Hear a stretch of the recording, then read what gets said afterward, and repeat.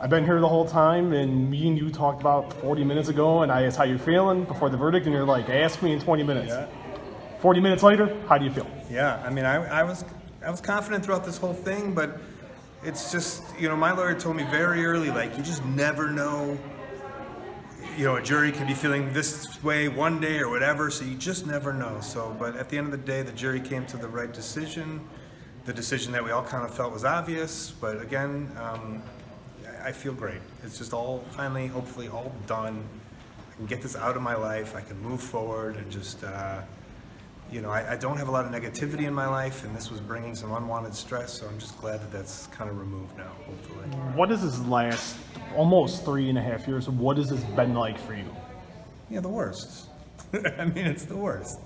It's just always on your mind. You're always thinking about it. Even when you're allowed to not think about it, it creeps back in. And so it's upsetting that the system takes so long, but it's just the reality of it.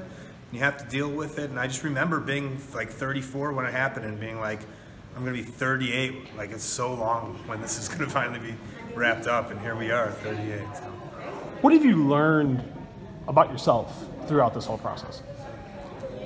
I mean, it's almost more like I've learned about the legal system, I guess. But, you know, I never said to myself, like, have I done something wrong? Have I done something bad? I always knew that was Punk's story, and he wanted to tell it, and I never thought there was anything wrong with that. So there wasn't a lot of self-checking or self-realization in the moment, to be honest. What advice would you give fellow podcasters? And get insured. Now, why is that? And you said that. Yeah. What is that? Just cases like this, you know, they can just come when you don't expect it, and you know, if you're not insured, the money's coming out of your pocket. I thought the coolest moment was when you and Punk embraced, and I could see you both crying. And what was all that like when you guys finally saw you guys just crying? It felt like all this weight of the world was released on you guys. I mean, he was, you know, when he was done with the podcast that we did, all this weight was off his chest, and then it gets sucked right back into it. Not only that, into a court case, into all this stuff and all this money and everything's involved.